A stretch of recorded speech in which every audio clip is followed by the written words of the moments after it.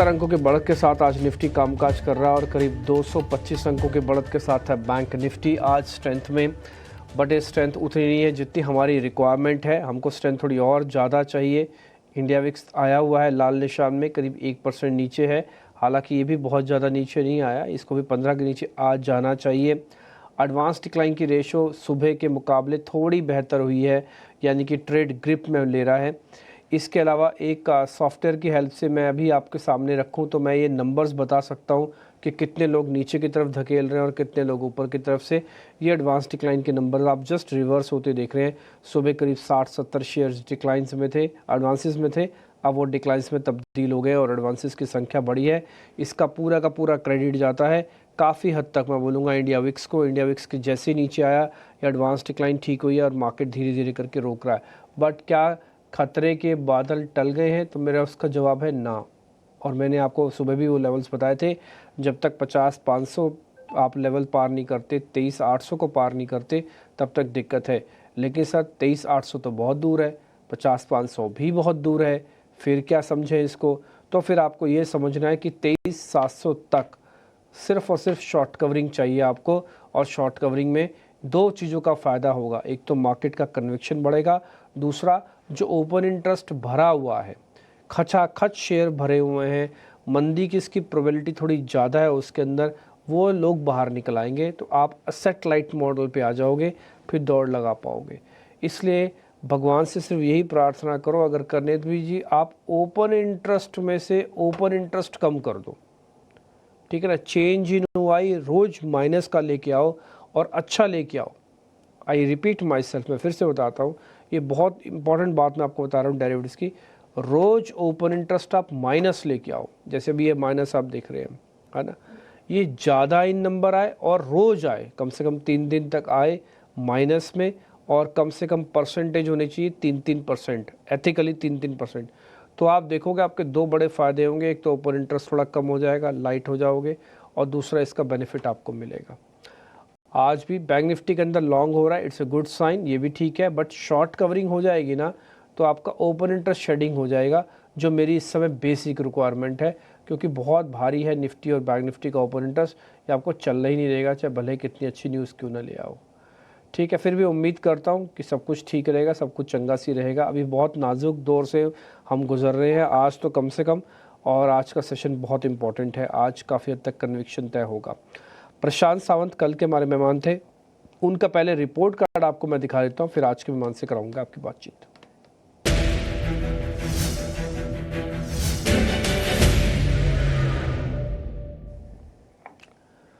प्रशांत सावंत ने कल बीएससी का शेयर आपको दिया होगा। कल किसी वजह से मैं कार्यक्रम में नहीं था, तो मेरी सहयोगी ने शो किया, लेकिन उसका बेनिफिट आपको मिला। बीएससी आज भी चला।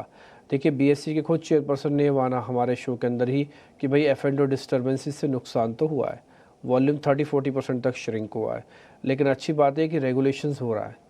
अगर फ्रॉथ थी, फालतू की झाग थी, वो छट रही है। तो आप रियल टर्म्स में रियल मार्केट को पाओगे, एक्सचेंजेस के लिए बेनिफिशियरी हो सकता है आगे चल के। और वैसे भी आपको पता है क्वार्टरली नंबर्स चल रहा है, बजट जैसे इवेंट है, डोनाल्ड ट्रंप का ताजपोशी होगी, तो जब भी ऐसा होगा ना, तो ब्रोकिंग वाले स्टॉक्स एक्टिव होंगे, क्योंकि उनके पास इवेंट है। जब इवेंट होता है वॉल्यूम बढ़ता है, ठीक। इंडियन होटल्स भी उनकी लिस्ट में था, करीब 4% का गेन। RSE में करीब 2.5% का। बाय कौन सपाट, एक्चुअल बेचने की रिकमेंडेशन सपाट, डीमार्ट बेचने की रिकमेंडेशन दी सपाट, इन सबसे कोई गेन नहीं है। तो रिपोर्ट कार्ड हम आपको हर रोज़ दिखाते हैं, हर समय दिखाते हैं। फिर भी अगर लग रहा है थोड़ा इन्फ्लेटेड है, तो इसमें 1% का एरियर और डाल दो आप। 5 और 4 9 और 2 11 हो गया। 1-1.5%, 2% तक का भी एरियर डाल दोगे, तब भी आपके पास से रिपोर्ट कार्ड काफ़ी बेहतर बन गया है। और हमने कई बार आपके सामने बात रखी है कि इकलौते हम ही हैं जो इस तरह का रिपोर्ट कार्ड दिखाते हैं, और हमारे गेस्ट ने हमको अनुमति दे रखी है। इसी तरह का बेहतरीन रिपोर्ट कार्ड पिछली बार भी हमने आपको दिखाया था, जब विनय रजानी हमारे साथ थे। 1 हफ्ता हो चुका है, विनय भाई से बातचीत हुए, आज फिर से उनसे बातचीत करने का मौका मिल रहा है। विनय रजानी हमारे साथ जुड़ रहे हैं, उनसे ज़रा करते हैं बातचीत। विनय, बहुत बहुत शुक्रिया, थैंक यू वेरी मच समय देने के लिए। कल तो का जो मार्केट का हर निशान था, वो लग रहा था कि इट्स वो एक होता है ना कि आपने बहुत पिटाई कर दी, बहुत पिटाई कर दी, और सामने वाला बंदा बहुत रोने लगा, तो आपको भी थोड़ी दया आ जाती है, तो आप क्या करते हैं कि थोड़ा छोड़ देते हैं उसको, चलो अब नहीं मारते उसको। कल कुछ वैसी वाली फीलिंग आ रही थी कि आपने इतनी पिटाई की मार्केट की, चलो अब छोड़ देते हैं टाइप हो गया। क्या ये जो सहानुभूति है ये मार्केट के अंदर बहुत दिनों तक चलेगी, बहुत तेज़ी से ऊपर होगा? डाटा ठीक लग रहे हैं आपको? Good afternoon. तो डेफिनेटली आपने जैसे बात की कि अगर स्मॉल कैप इंडेक्स की बात करें तो दिसंबर में उसने ऑल टाइम हाई बनाया था, और दिसंबर ऑल टाइम हाई से करीबन 15% जितना फॉल स्मॉल कैप इंडेक्स में आ चुका था। कल से पहले की बात कर रहा हूँ, तो कल एक थोड़ा बहुत रिकवरी, एक रिस्पाइट फॉर द बुल्स हुआ था कि जहाँ पे एक ओवरसोल्ड टेरिटरी आने के बाद कुछ स्टॉक्स में अच्छा उछाल आया। आज की सेशन में भी एक फॉलो बाइंग है स्मॉल कैप में। आज का परफॉर्मेंस भी स्मॉल कैप का लार्ज कैप की कंपेरिजन में काफी अच्छा जा रहा है। तो डेफिनेटली एक ओवरसोल्ड कंडीशन के बाद थोड़ा रिलीफ रैली अभी मार्केट में चल रही है। लेकिन निफ्टी की बात करते हैं तो निफ्टी में अभी तक ऐसे कोई संकेत नहीं दिख रहे हैं, क्योंकि जो नियरेस्ट मूविंग एवरेज होती है वो 5 डेज एक्सपोनेंशियल मूविंग हम एवरेज जो हम ट्रैक करते हैं वो 23,310 के ऊपर अभी ट्रेड कर रही है, और अभी का लेवल है 23,243। तो अभी भी 5 डेज ईएमए भी निफ्टी ने क्रॉस नहीं किया है। सो अभी ऐसा कोई भी कंफर्मेशन हमको नहीं मिला है। और हम इंट्राडे डेटा की भी बात कर रहे हैं तो 23,300 पे अच्छी खासी ओपन इंटरेस्ट बनी हुई है। जब तक ये 23,300 का लेवल क्रॉस नहीं होता तो डेरिवेटिव्स भी संकेत हमको पॉजिटिव साइड के नहीं मिलेंगे। तो ये 5 दिन की एक्सपोनेंशियल मूविंग एवरेज टेक्निकली और 23,300 पे जिस तरह का ओपन इंटरेस्ट बिल्डअप हो रहा है तो एक स्ट्रॉन्ग रेजिस्टेंस के तौर पे ये काम कर सकता है। इसके चलते मुझे लग रहा है कि निफ्टी में कोई एग्रेसिव अभी राय मैं देना नहीं चाहूंगा। 23,310 23,300 के जो लेवल्स हैं उसके ऊपर निफ्टी टिकता है तो 23,500 पर 500 से 23,550 की जगह बनती है। तब तक हम एक्सपेक्ट कर सकते हैं कि आज का सेशन थोड़ा रेंज बाउंड टूवर्ड रहे और थोड़ा बहुत प्रॉफिट बुकिंग भी सेकेंड हाफ में आ सकती है। तो ज्यादा कोई मूवमेंट मैं इंडेक्स में एक्सपेक्ट नहीं कर रहा हूँ। 23,300 टूटेगा तो हम बाय कॉल लेंगे, अदरवाइज वेट एंड वॉच। ठीक है, डन, पॉइंट टेकन है सर आपका। ये 23,300 आपको पता है बीच में पैनिक लो बना था मार्केट में, वो लेवल्स तोड़ा। आज सुबह हमने सर, आपने एग्जैक्टली यही बात बोली। आज सुबह जब हम बैठे थे तो हमने यही चार्ट दिखाया था निफ्टी का, और उसमें हमने 23,500 23,300 की इंपॉर्टेंस भी बताई थी कि 23,300 बहुत इंपॉर्टेंट लेवल्स हैं। आपने सही बात बताई कि फ़िलहाल जब तक 23,300 नहीं आ जाता, ऊपर नहीं आ जाते, तो पूरी तरह से दिक्कत ये या कहें कि खतरा टलेगा नहीं। 1 मिनट के लिए चरा चार्ट दिखाएंगे हमारे, तो उसके अंदर जो सुबह हमने आपको ड्रॉ करके दिखाया था एज इट इज़ विनय भाई, वही बात आपके सामने रख रहे हैं। ये जो डॉट डॉट वाली सुबह लाइन थी ये 23,300 की लाइन है। इसके नीचे जो है वो सब एक्स्ट्रॉर्डनरी टूटा, यहीं तक ही टूटना चाहिए था मार्केट को, स्ट्रॉन्ग पुल बैक आना चाहिए था, बट इसके नीचे गए हैं। तो जब तक हम इसके ऊपर आके ठीक नहीं हो जाते तब तक ठीक नहीं समझे जाएंगे। फिलहाल कोशिश कीजिए और उम्मीद कीजिए और भगवान से थोड़ी प्रार्थना भी कीजिए। निफ्टी बैंक पे कुछ आप कहना चाहेंगे विनय? बैंक निफ्टी ने पिछले 2 दिन में अच्छा परफॉर्म किया था। निफ्टी की कंपैरिजन में हमने काफी स्टॉक्स में एक अच्छी बाइंग भी देखी थी। तो बैंक निफ्टी में डेफिनेटली रिलेटिव सेटअप बेटर है अभी के हिसाब से, पर पिछले 2 दिन में अच्छा खासा पुल बैक भी आ चुका है। तो जहां तक बैंक निफ्टी की बात करें तो मुझे लग रहा है कि करीबन करीबन 4900 टू 49,200 के आसपास एक शॉर्ट टर्म रेजिस्टेंस, एक इंट्राडे रेजिस्टेंस है। तो 49,200 के ऊपर जाता है, स्पॉट लेवल की मैं बात कर रहा हूँ, तो इसमें एक फर्दर बाइंग की पोजीशन बनेगी। Higher higher top higher bottom formation definitely है। कल से लेके जब भी डिप आती है बैंक निफ्टी में तो नीचे के लेवल पे डिमांड इमर्ज होती है और एक हायर बॉटम पे कन्वर्ट होता है। बट देखते हैं कि ये कब तक टिकेगा। मुझे लग रहा है कि अभी थोड़ा एज ऑफ नाउ निफ्टी की तरफ से कोई कंफर्मेशन नहीं मिल रहा है। जैसे ऑब्जर्वेशन आजकल निफ्टी में जिस तरह से वीकली एक्सपायरी के मूव हम देखते हैं, क्योंकि तो वो ज्यादातर इंडिकेशन देता है। तो जब तक ये निफ्टी में 5 डेज ये मैंने निकलता नहीं है तो बैंक निफ्टी में भी एक रिवर्स व्यू या उसी साइड पे व्यू लेना नहीं चाहूंगा। Let us wait for Nifty to cross 23,300 decisively, then only we will take a position. Till then bank Nifty में भी अभी हालांकि सेटअप अच्छा है, बट वेट एंड वॉच की अप्रोच में यहाँ पे सलाह दूंगा। ठीक है, पॉइंट टेकन है। वेट एंड वॉच यहाँ पे भी करना है, निफ्टी पे भी वेट एंड वॉच करना है। और उसकी वजह है एग्रेशन की थोड़ी कमी, मार्केट के अंदर फटाफट लेवल्स ना अचीव करना जल्दी जल्दी। ये सब साफ समझ में आ रहा है, बाज़ार को देख के कोई भी आदमी देख के बता सकता है। और जितना पिटे हैं उसका कम से कम 30% चाहिए अपने आप को रोकने के लिए भी। तो जितना टूटे हैं उसका 30% जब आप कैलकुलेट कर लें तब भी आप इसकी एक एक पकड़ बना सकते हैं। खैर एनी हाउ, आगे बढ़ते हैं, सीधा स्टॉक्स पे आ जाते हैं। जब इंडेक्स पे कोई ट्रेड मिला ही नहीं तो स्टॉक्स की करते बातचीत, पहले तेजी वाले शेयर्स।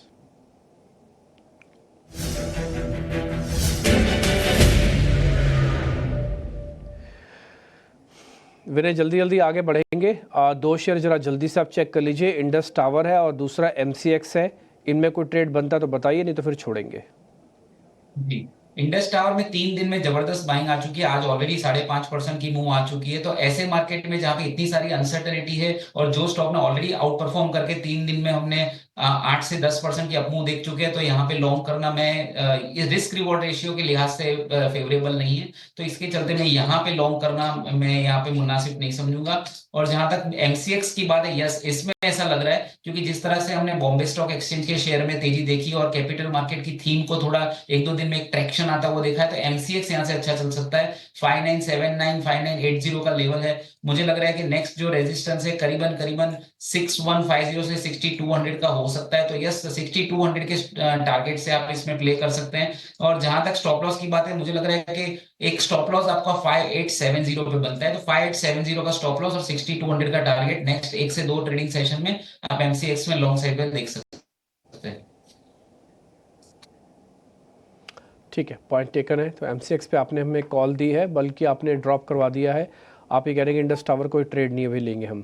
ठीक है, खाली एमसीएक्स के लेवल्स आप नोटिस कीजिएगा। शॉर्ट कवरिंग के भी 2 शेयर हैं, first is Zomato and second is Tata power. इन दोनों को भी चेक कर लो सर।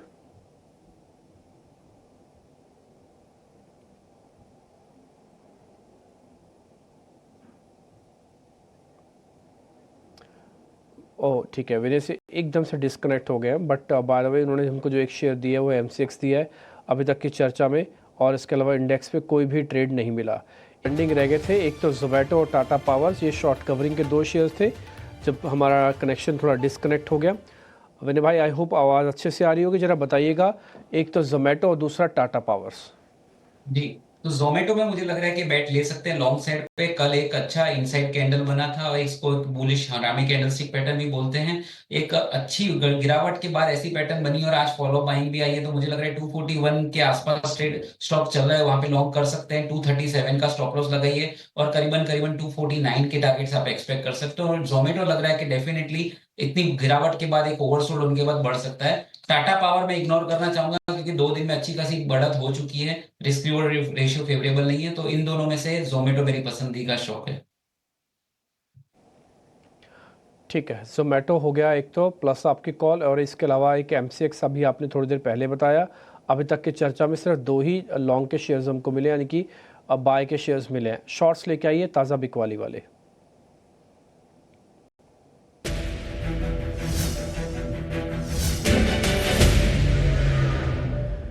M&M और इंडिया मार्ट। विनय भाई 2 शेयर हैं, इंडिया मार्ट और एक M&M, चेक कर लो जरा आप।